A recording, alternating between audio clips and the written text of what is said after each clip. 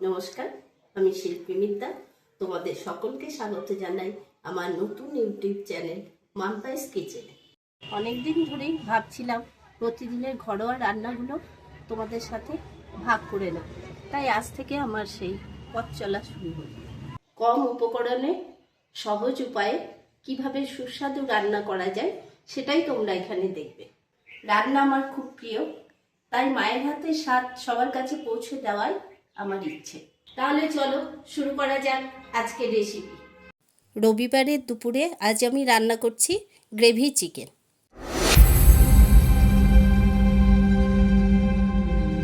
প্রথমে কড়াইয়ে সাদা তেল গরম করে নিচ্ছি। তেল গরম হলে অল্প একটু চিনি দিয়ে দিচ্ছি। এরপর দিচ্ছি গোটা গরম মশলা।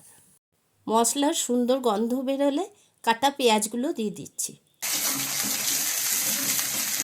এরপর দিয়ে দিচ্ছি নুন, হলুদ গুঁড়ো, লঙ্কা গুঁড়ো দিয়ে ভালো করে নাড়াচাড়া করে নিলাম।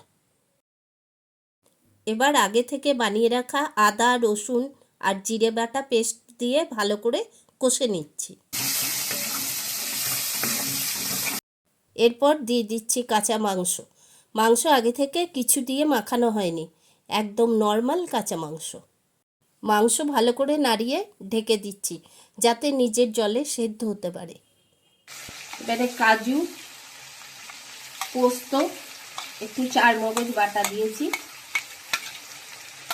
এটা একটু নেড়ে নেব।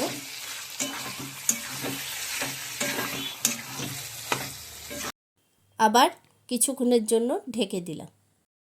কিছুক্ষণ পর ঢাকনা খুলে একটু নাড়াচাড়া করে ফেটানো টক দইটা দিয়ে দিচ্ছি।